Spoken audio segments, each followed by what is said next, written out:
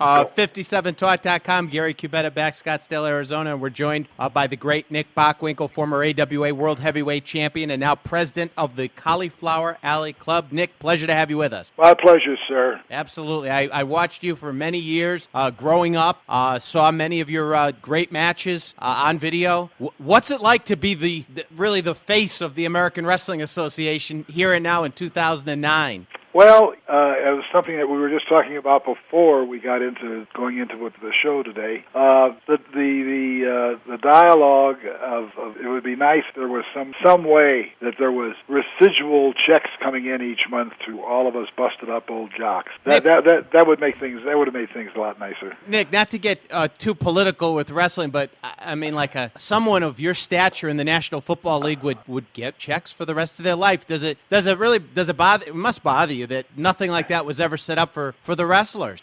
It bothers us in the sense that you about the time, promoters all hated each other until there was some common denominator, and this would have been one of them, where they would have completely put the kibosh on anything like that. Yeah, I spoke with Jody Hamilton this morning. I did say hi for you, and good. He passed along greetings, and he told me that he said that the NWA really was only the NWA when they needed to band together to push something down, a competitor or unionization or something like that. Other than that, the promoters couldn't stand each other. Oh no, he's absolutely 100% correct. They only thought about themselves, and that was it. And just what he said, they would band together only if it was a force that threatened all of them equally. You, of course, didn't work so much with the NWA in the 70s and the 80s. The AWA, and Vern wasn't really a member of the NWA, was he? No, not really. But at time when it was convenient or there was an issue, yes. So when he needed them or they needed him. Exactly. Or they had a common cause. I've always wondered about your relationship with Vern. I've heard you interviewed many times, and obviously Vern must have respected you because he kept featuring you as the champion, and the champion has all the focus on him to really draw the crowd. Did you and Vern have a good relationship behind the scenes? Were you friends? Was it strictly business? I would say not. I wouldn't say it was 100% business, but he respected me, and I, needless to say, had to respect him. And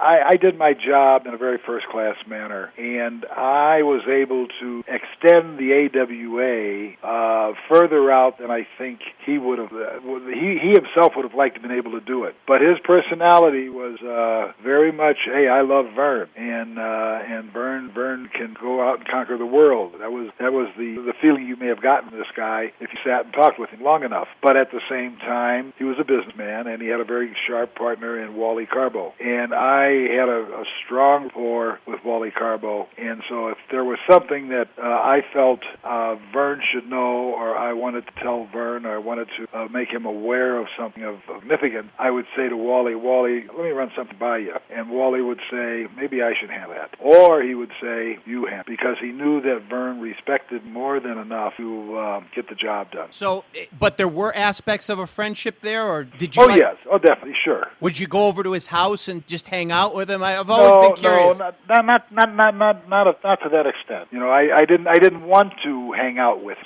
Yeah. As you know, even in the business that you're in, there are some people that are in charge of the networks, the radio station, and all of that. And you get along with them well. They respect the job you do. You respect them for the position they have. And at the same time, if somebody said, "Hey, why don't you come over to so and so's house? You're having a party," and blah blah blah, your professional sense of understanding, you would tell yourself, "No, I'm just going to leave it alone. Go about your business." Right. I know what you mean. I'm busy that day, but thank you for the invitation. Exactly. Yeah. And they in turn would almost in a sense respect you even more because everybody else is coming to Brown Nose. Yeah. Were you ever frustrated in that Vern was the boss and was obviously the promoters at the time were making out like bandits, and yet you're equally intelligent, if not more so, maybe better in the ring, and yet you're playing a secondary role. Did that ever bother you? And when you say I was playing a secondary role, in what respect? He's the boss, you're the employee. Did you ever think? Did it ever bother me? One of the things being that I saw it all the way back when I was a teenager, when my father was professional. I would ride in the car with my dad, and then when I would see championships changing back then, and I would be asking my dad, well, who, what, when, where, how? And he would give it to me. And basically, those promotions, such as McMahon, that had people in charge who were not wrestlers, do a much better job than those who may have been a wrestler. Oh yes, take my word for it. So someone who wasn't a wrestler someone who was a wrestler really shouldn't be in charge? It would be. I'm sure there are a few. I know, for instance, like Pat Patterson for Roy Shires at one time was kind of, so as the expression goes, the booker. Pat's one of the few people that in the makeup of the structure of the way the wrestling community or around the world and how the regional ones work. That's why Roy Shires liked Pat O'Connor, or rather Pat Patterson, because Pat had good ideas, he had good judgment, he had good calling ability. It's one of the reasons that when Vince Jr. took over from his father, Pat Patterson was one of the few that his father liked that Vince also liked, or Vince also respected. So Pat was someone who could cross over. He was in the ring, and yet he could be in charge and do both equally well. Extreme objectivity. Okay. Were you ever frustrated that you didn't get that type of opportunity, or that you didn't, is it something that you just didn't want? There was a part of me that didn't want it because it's a 24/7. It's actually a 24/30 probably. And where you get the extra 6 hours a day, I don't know. But I would have liked to have been on the promotional end. When Vern was having his problem, as far as me buying in the AWA, there was, unbeknownst to a lot of people, something going on between myself and Wally Carbo, and it was going to be something where Wally Carbo knew that getting in on a secret now. It is the first time it's being spoken about. Wally Carbo had already informed me. We'd sat and chatted that he wanted to sell a percentage of his end of the AWA to me. And I says, okay, well, when would Vern be made aware of it? He says, the time will come and it'll be right, and when we do it, be at a certain juncture, which will become someplace out there in the future. So, I would have loved to have been part of a good, strong promotion. And, and so, like Vince, for instance, Jr., he was doing the amounts for his dad and everything else. He understood the nature of the profession. And, of course, Pat Patterson, and the Indian from Atlanta, Chief J. Strongbow. Right. Yeah. He was another man, senior, and so McMahon Jr. wanted to keep because of his objectivity, as like I said, objectivity personified. So, Nick, Wally was around what year was this? Oh, God, let's see. I quit in 87, so I was going to say this would have been around 85. So right during the promotional wars, you were going to become partial owner of the AWA. It was being worked on by Wally's end. And what went wrong? There were just a number of things take place, and everything was happening pretty fast once it all started happening, as to the different people in charge and what have you. And I was, let's put it this way, had there been a slight altercation of some sort amongst any of the families involved, be they Wally, Vern, or whomever, I probably would have moved right in. Only problem there is I could see just over the horizon coming from the McMahon's machine. So it's like it was maybe a blessing in disguise, and maybe it wasn't.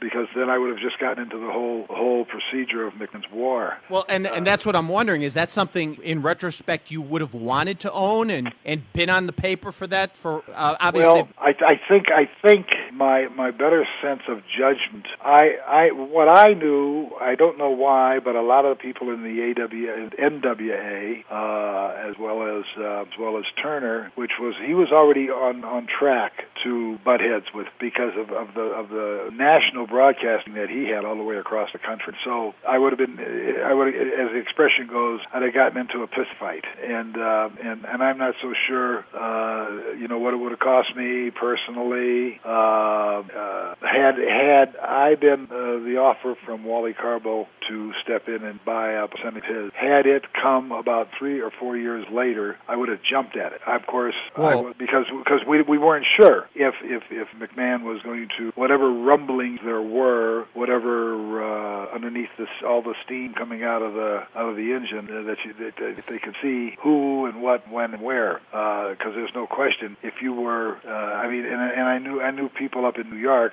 that were making aware of just what Junior's plans were, and he had a strong piece of machinery already in place that he's going to step in and take over that. So later in the game, you would have been more interested in owning it? No, Oh, not less. later.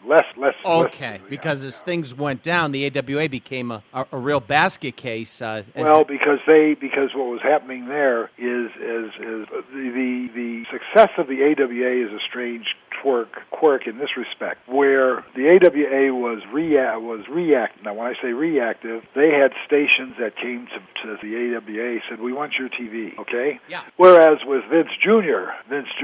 went to these stations, said, "I'd like to put my TV on, and I'll even pay if I have to." Blah blah blah. And so Vince was planning a whole battle, a whole war that was going to take place over a number of years, and that's exactly the way he saw it.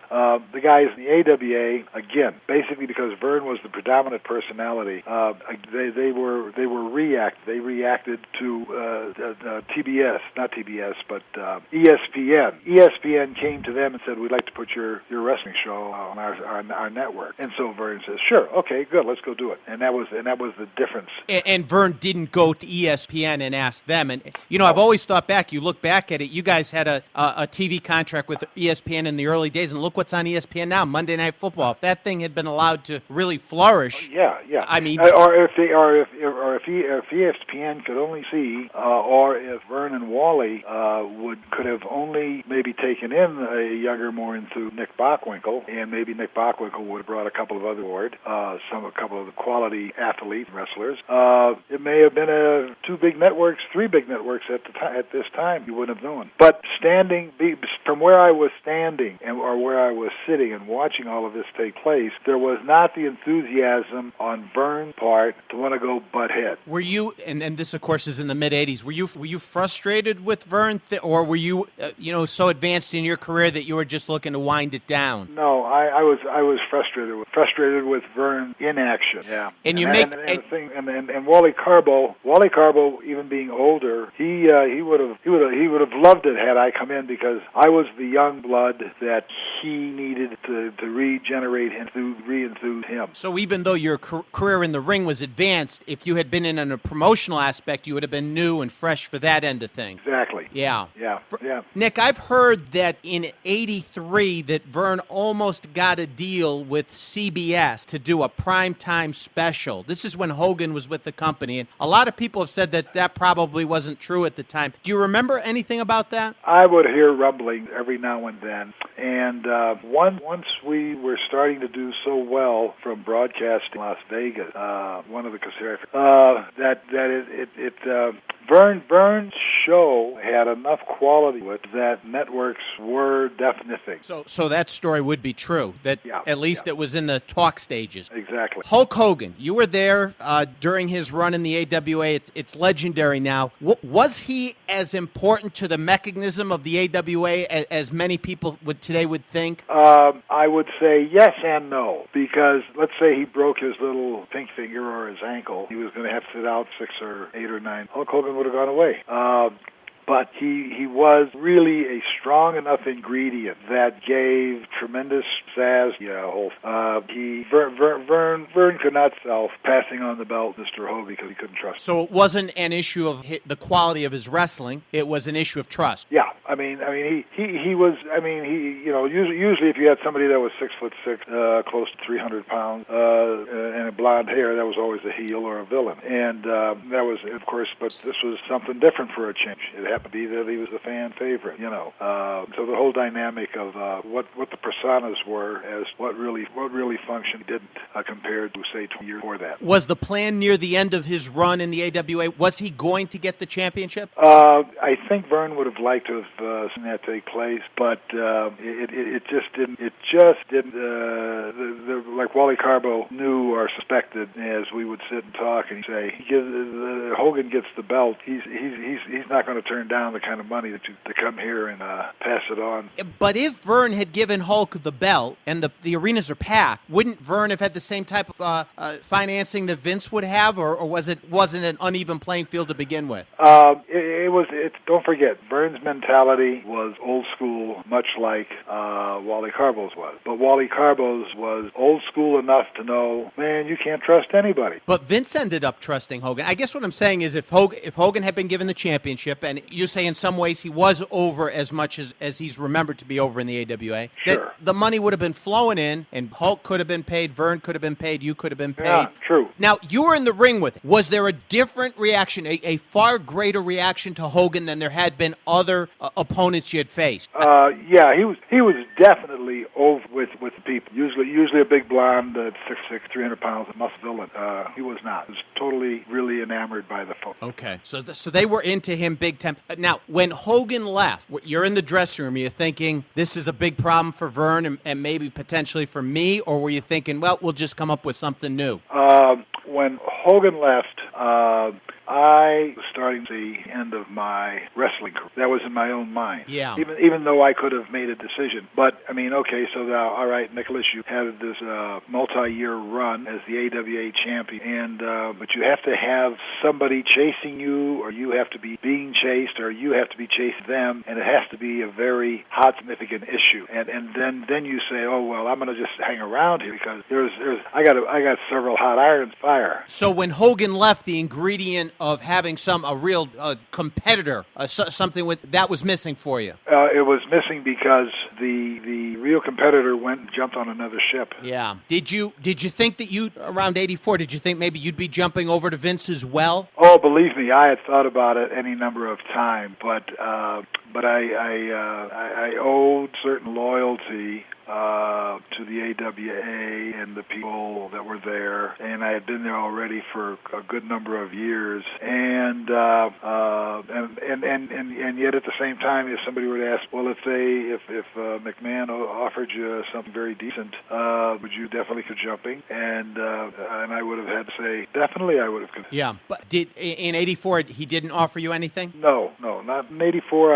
I was totally the AW persona. Yeah. And again, Vince, I was, if anything, I would have been his top intellectual, smart mouth, villainous individual. But I'm not sure if he had anything like that in mind for someone whose persona was what I show at that point.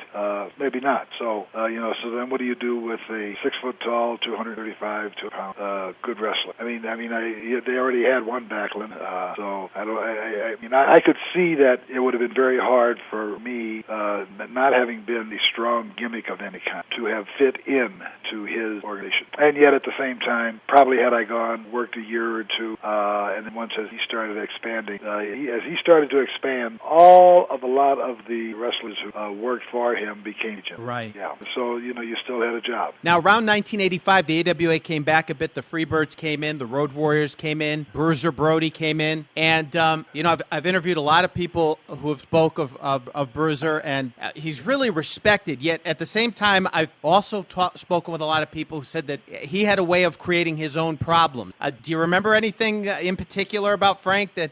Yeah, I personally, when people start blowing his horn, I'll say, right now I'd like to pull all the air out of the horn. And they'll say, like, well, what do you mean? Frank only was concerned about Frank. And when people said, wasn't it a shame that when he went down to Puerto Rico that he got stabbed? And when people say, isn't that sad, And I says, no, I'll tell you what's sad is that when Frank Brody went down to Puerto Rico and pushed promotion, his plain words, it's a judgment call on him how much he was going to push that promotion for his own behalf. And when he went down there and pushed the promotion of Puerto Rico, he pushed it too hard. So if he thought he was a real brilliant attraction, or he was really someone that was worthy of making top money. The only thing that's sad here is that he left a wife without a breadwinner, and he left children without a father or a breadwinner. And so that I have to say, Brody was a tremendous talent. He was in the ring, no question about it. But he could care less about any promotion, and that's exactly what happened down there. They wanted him to do something, and as far as promotion was concerned, they felt this was the right thing to do. He didn't, and yet he had been going down there pulling down top dollar. It's sad, but he played the fiddle until it sprung back and blinded him in both eyes. So, for example, in '85, you saw him in the locker room in the AWA. Was he always working against the promotion or trying to? Yeah, I have no idea who stuck the big feather up his rear end. One time when I went to Japan and Jim Brunzell was my tag team turn, and I said to Jim, there's no effort on the part of Brody and him, none whatsoever, to perform a good match. They're going to just go in there and just try to screw us over any which way they can. I said, don't even think constituting or constructing qualitative wrestling. I said, because you're going to see with a short few moments after it starts that into its place. And Jim Brunzell is one of the sweethearts, just a sweetheart, all-American guy. Still, it was when he first came into the business, is to this very day. And Jim was funny because really, if you really threw something at him, he kind of crink one knee and put his hands on his hips and say, "Are you pulling my string? Are you stroking me? Or what is this? I don't buy what you're saying." And I'll say, "Don't have to worry about buying it." I says, "Just what I told you. You'll sniff it, see it within the first few moments match." And sure enough, when it was all over with, he came back in, put his hands on his hips, and looked at me, and just stood there in front of me for a few. Finally looked up, "Yes, Jim, I hope." And he said, "I don't believe it." I mean, two athletes get out into the squared circle, whatever it is, and make an effort to have a good performance regardless of what it is. Badminton, tennis, wrestling, boxing, it doesn't make a difference. And these guys, just the opposite. Somebody said that they one time made a pact between two of them that they would try to screw over every promotion in the country. Whether it was true or not, I don't know. Yeah. But enough times that I stepped in the ring with Mr. Brody, especially when it was in Houston, Texas, or San Antonio, Texas, was his hometown, and pulled the crap that he pulled. And Paul Bosch, I mean, one time after I had a match with him down in Houston, Paul Bosch and my father were good friends. A lot of people don't know this, but I own 11% of Houston. I was in the process of buying myself into Houston in the last 3-4 years of my career. And so nobody knew this, though. Paul Bosch and nephew Peter Burkholz and myself. And so Paul knew that I would not try to screw over the promotion by having a bad match. But he didn't know why Brody was doing it. I mean, he only lived 180 miles away. Houston was the central town of the Texas territory. That and then San Antonio. And even in San Antonio, he screwed over Joe Blanchard with bad matches. And it was just so sad. I mean, when you talk about egos getting all twisted, warped, and out of shape, his was one of the worst. And like I said, family, no parents, family, no head of the family. That's what he. So Nick, if you were in the ring with Bruiser Brody, were you afraid that he would sucker punch you, or was it just that he would purposely have matches that weren't any good?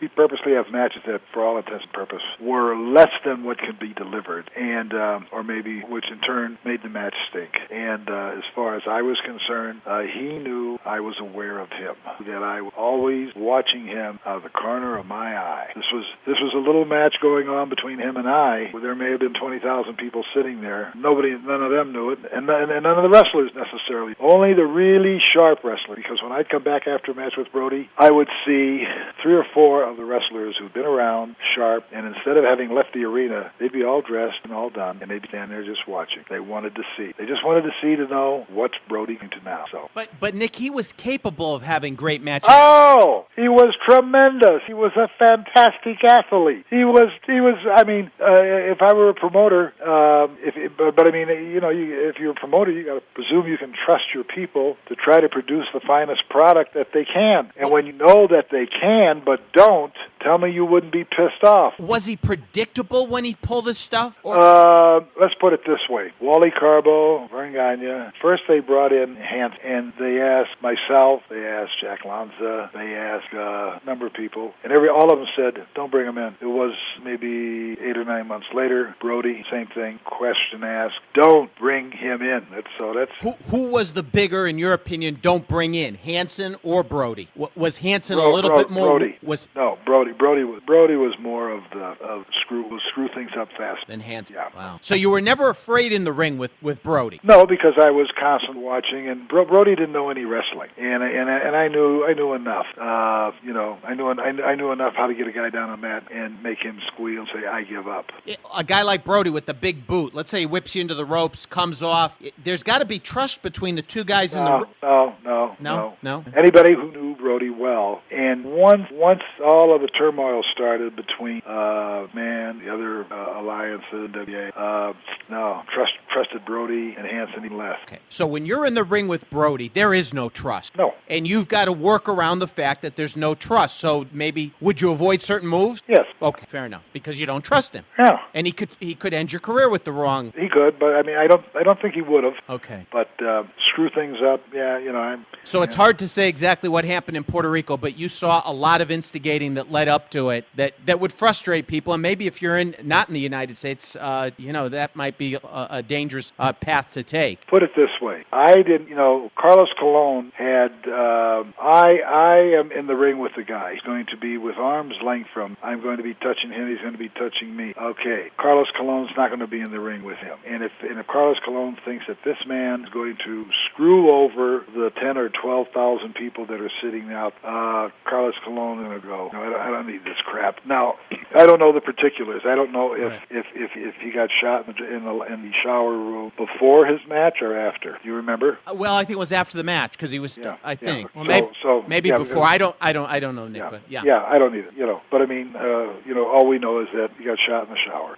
And and again, I don't know if Frank got his cookies off because in doing this, because he was doing it in just about any number of places. I mean, Houston, which was just like I say, 180 miles from his town. Joe Blanchard was the promoter in San Antonio, and Joe happened to have been a very good friend of mine, and I was just about to buy a percentage of San Antonio when I started to buy into Houston.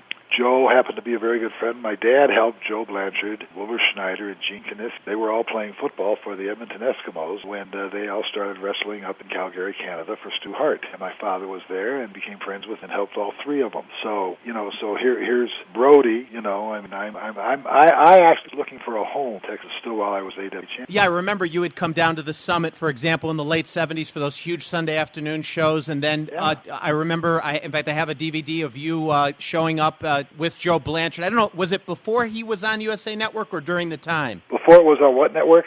USA. Remember Blanchard had Yes. Yeah. You were before that, right? This was just about at the same time. Okay. And so you were always dabbling with Texas promotions, plural. Yeah. And yet, unbeknownst, Joe Blanchard and my dad were good friends. I with Joe were good friends. Kind of it's a sad note, but and it's something I don't write. But anyway, but you're right. I was going down to San Antonio, Austin, Houston quite frequently. Nick, I've heard you talk about this before, and if you don't want to go into the details, that's fine. You and Joe, you were going to make a deal, didn't make a deal, and it didn't end up nicely. Do you think if you had come in and bought up part of the promotion at that time that you could have been a difference maker? Because Joe lasted, he had the big USA Network deal, and then his promotion didn't do very well from that point forward once he lost that deal. Was that something you were really looking forward to participating in? Well, I was not aware of the exactitudes of what Joe had with, and it was ESPN, isn't it? No, it was USA Network. Oh yeah, right, USA Network, and I think that became ESPN. No, they're separate. He had a Sunday morning slot that Vince eventually did buy. I got you. Yeah.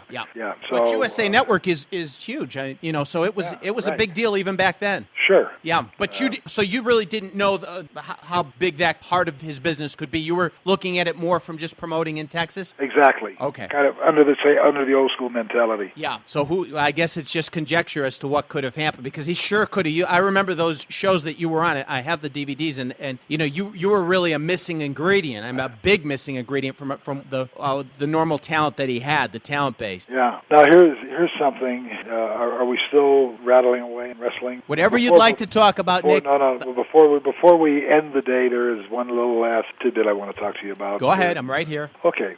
Yeah. I mean, it's just a lot of quantity, Oh, it is. is. Yeah, but I'm going to come within the next 60 days, and you just show it to me for a half hour or an hour, and You got it. And I can tell you a lot more from there because I do one of my collections I have that my wife doesn't appreciate, by the way, is my classic wrestling program collection. Which how much can we get for it, honey? Who can we? Oh, goodness gracious. Hey, Nick, it's been a pleasure. Yes, sir. Thank you so much. Maybe we could talk again sometime. And Most definitely. you're one of my Matt, you're a great guest. I'll tell you, you're great. I really enjoyed it. I will keep in touch with you, though. Okay. Okay, very good. Have a great day. Thank you so Take care. much. Bye bye.